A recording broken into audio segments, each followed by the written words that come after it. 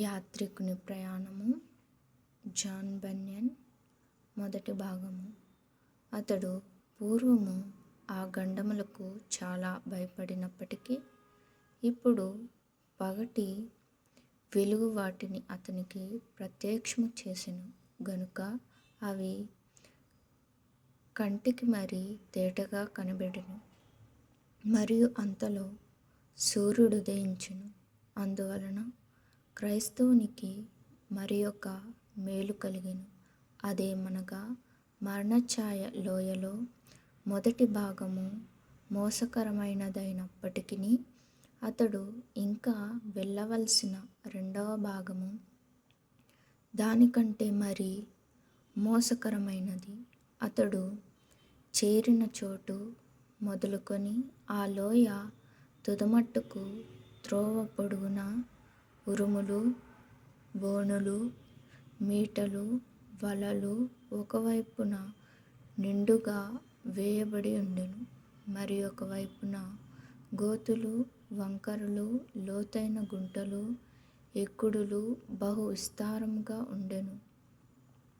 అందుచేత అతడు ఆ లోయ మొదటి భాగమందు నడిచినప్పుడు కలిగిన చీకటి ఇంకా నుండిన ఎడల అతనికి 1000 జీవములు కలిగినప్పటికీ అవన్నీ నశించక తప్పదనుకొనవలెను.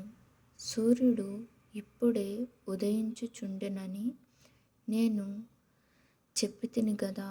కాబట్టి క్రైస్తవుడు ఆయన నా తలపైన తన వెలుగును ప్రకాశింపచేసెను. ఆయన వెలుగు చేత చీకటిలోబడి నడుచుచుందునని పలికెను. ఆ వెలుగులో క్రైస్తవుడు ఆ లోయ తుదమట్టుకు వచ్చెను. మరియు ఇప్పుడు నా కలలో నేను చూచినదేమనగా, పూర్వము ఈలాగున ప్రయాణము చేసిన యాత్రికుల రక్తము ఎముకలు బొగ్గి ముక్కలు ముక్కలుగా నరకబడిన శవములు ఆ లోయ చివర నాకు కనబడెను. అవి అక్కడ ఉండుటకు కారణమేమిటో దాని గూర్చి నేను ఆలోచించుచున్నప్పుడు నా ముందర కొంచెము దూరముగా నొక గుహ నాకు కనబడెను. పూర్వకాలమందు ఆ గుహలో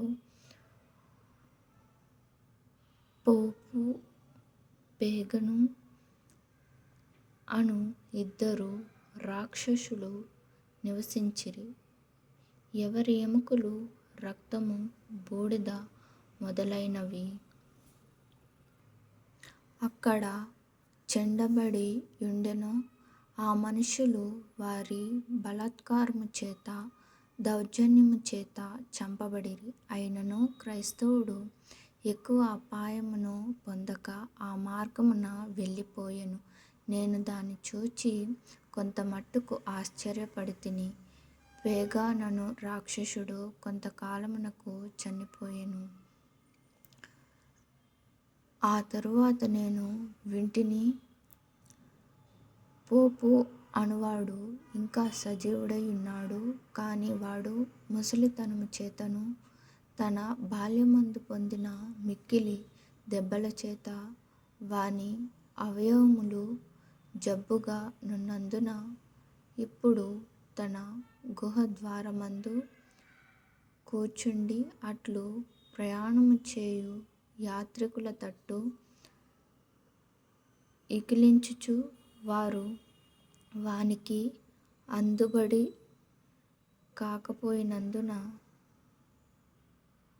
విసుగుచేత గోళ్లను కొరుకుకొనుచుండెను. కాని మరి ఎక్కువ పని చేయుటకు వానికి సమర్థత లేదు.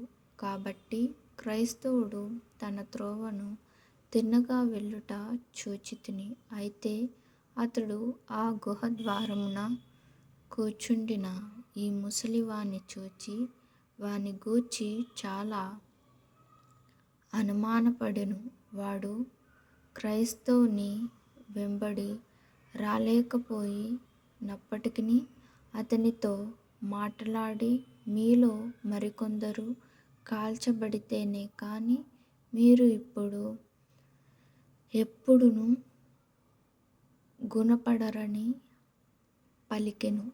అందుకు క్రైస్తవుడు మరి ముఖ్యముగా ఆశ్చర్యపడెను.